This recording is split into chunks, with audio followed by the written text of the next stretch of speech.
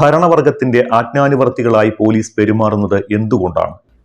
അത് ഭരണവർഗത്തെ ഒന്ന് സൂചിപ്പിക്കണം. അത് ഇയാളുടെ മനസ്സിലുള്ള ആരും പറഞ്ഞിട്ടുണ്ടായിരിക്കുക. ഇയാൾ സ്വയമായിട്ട് പക്വതയില്ലാത്ത ഒരു പോലീസ് ഉദ്യോഗസ്ഥനാണ്.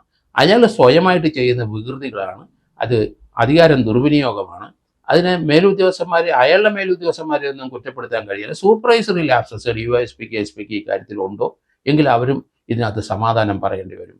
കാരണം ഇതുപോലെയുള്ള അന്വേഷണങ്ങളൊന്നും ഈ കുട്ടികളെ ലോ ആൻഡ് ഓർഡർ കേസിനകത്തല്ല ഒരു ടെസ്റ്റ് ഐഡൻറ്റിഫിക്കേഷൻ പരേഡ് നടത്തുന്നത്. ഇവിടെ ഒരു കൊലപാതകമോ മർഡറോ ഒന്നുമില്ല. അവരെ പിടിച്ചു പറിച്ചെന്നുണ്ടാവാം, അങ്ങനെ ഒരു ആരോപണം കൊണ്ടിട്ടുണ്ടാവും. അത് രണ്ടു കൂട്ടരും അറിയപ്പെടുന്ന ആൾക്കാരാണ്, കോളേജ് യൂണിയനിലുള്ള ആൾക്കാരാണ്. അപ്പോൾ അതിന് എന്തിനാണ് ഒരു ടെസ്റ്റ് ഐഡൻറ്റിഫിക്കേഷൻ പരേഡ് നടത്തേണ്ടത്? അതിന് ഈ ഇതുപോലെയുള്ള ക്രൂരരായ കൊലയാളികളെയും അതുപോലെയുള്ള വിധ്വംസ പ്രവർത്തനം ചെയ്യുന്നവരെയൊക്കെ കൊണ്ടുവരുന്ന പോലെ അവരുടെ തല മൂടിക്കെട്ടി അത് കറുത്ത തുണി അണിയിച്ച് കൊണ്ടുവന്ന് അപഹാസ്യമാണ്.